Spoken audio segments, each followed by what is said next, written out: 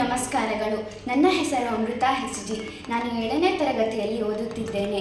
ನಾನು ಸಾಹಿತ್ಯ ಶಾಲೆ ಗಂಡಘಟ್ಟದಲ್ಲಿ ವಿದ್ಯಾಭ್ಯಾಸವನ್ನು ಮಾಡುತ್ತಿದ್ದು, ಇಲ್ಲಿ ಜ್ಞಾನವರ್ಧಿನಿ ಎಂಬ ಗ್ರಂಥಾಲಯವಿದೆ.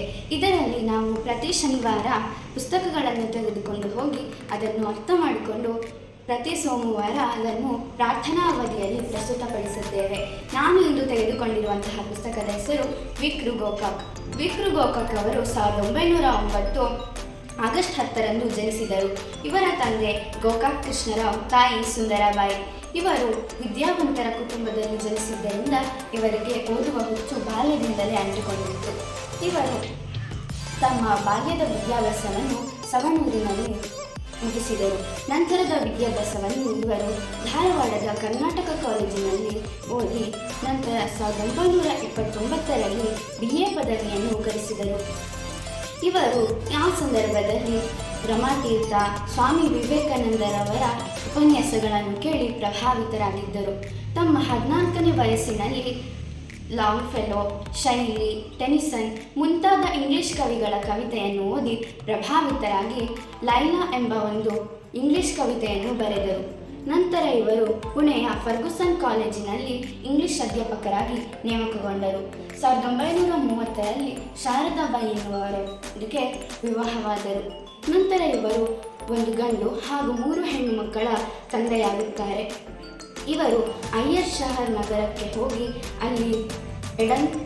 ಅಲ್ಲಿರುವ ಬಹದೂರ್ ಕವಿಯ ಜನ್ಮಸ್ಥಳವನ್ನು ನೋಡಲು ಹೋಗಿದ್ದರು. ನೋಡಿ ಹಿಂತಿರುಗಿ ಬರುವಾಗ ಅವರಿಗೆ ಹೊಟ್ಟೆ ನೋವು ಕಾಣಿಸಿಕೊಳ್ಳುತ್ತದೆ. ಇದರಿಂದ ಇವರು ಹೇಗೋ ಮಾಡಿ ಎಡಂಬರನ್ನು ಸೇರಿದರು. ಇದನ್ನು ತಿಳಿದ ಅವರ ಹೆಂಡತಿ ಅವರನ್ನು ಡಾಕ್ಟರ್ ಹತ್ರ ಕರ್ಕೊಂಡು ಹೋಗ್ತಾರೆ.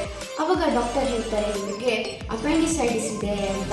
ನಂತರ ಯಾವುದೋ ಸಹಾಯದಿಂದ ಇವರಿಗೆ ಶಸ್ತ್ರಕ್ರಿಯೆಯನ್ನು ಮಾಡಿಸ್ತಾರೆ. ಶಸ್ತ್ರಕ್ರಿಯೆ ಆಗೋದು ಸ್ವಲ್ಪ ತಡ ಆಗುತ್ತೆ. ಆಗ ಅವರಿಗೆ ಜುಲೈ 18ಕ್ಕೆ ಒಂದು ಮೌಖಿಕ ಪರೀಕ್ಷೆ ಇರುತ್ತೆ. ಇವರು ಗುಣ ಆಗೋದು ತಡ ಆಗಿದ್ದರಿಂದ ಆಗಸ್ಟ್ 5ಕ್ಕೆ ಅದನ್ನ ಮುಂದೂಡಲಾಗುತ್ತದೆ. ಅದರಲ್ಲಿ ಅವರು ಪ್ರಥಮ ದರ್ಜೆಯಲ್ಲಿ ಪಾಸ್ ಆಗಿಬಿಡ್ತಾರೆ.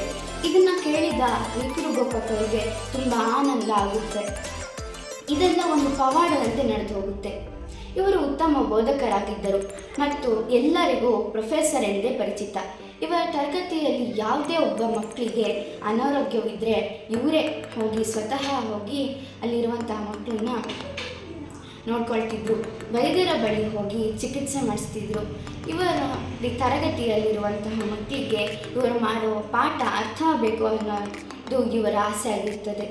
ನಂತರ ಇವರು ಪ್ರಸಿದ್ಧ ಕಾವ್ಯವಾದ ಭಾರತ ಸಿಂಧು ರಶ್ಮಿಗೆ ಗೌರವ ಲಭಿಸುತ್ತದೆ. 1991ರಲ್ಲಿ ಈ ಭಾರತ ಸಿಂಧು ರಶ್ಮಿಗೆ ಭಾರತೀಯ ಜ್ಞಾನಪೀಠ ಪ್ರಶಸ್ತಿಯು ದೊರಕುತ್ತದೆ. ಹಲವಾರು ಕಾಲೇಜುಗಳು, ಸಂಸ್ಥೆಗಳು ಮರುಕಟ್ಟುತ್ತಾರೆ. ನಂತರ ಆರ್ಥಿಕ ಬಲವಿಲ್ಲದೆ ಕುಸಿತಿದ್ದಂತಹ ಸಂಸ್ಥೆಗಳಿಗೆ ನೆರವಾಗ್ತಾರೆ. ಬಾಳಿನ ಕೊನೆಯ ದಿನಗಳಲ್ಲಿ ಅಸ್ವಸ್ಥರಾಗಿದ್ದ ಇವರು 1992ರಲ್ಲಿ ಇಹಲೋಕವನ್ನು ತ್ಯಜಿಸಿದರು. ಧನ್ಯವಾದಗಳು.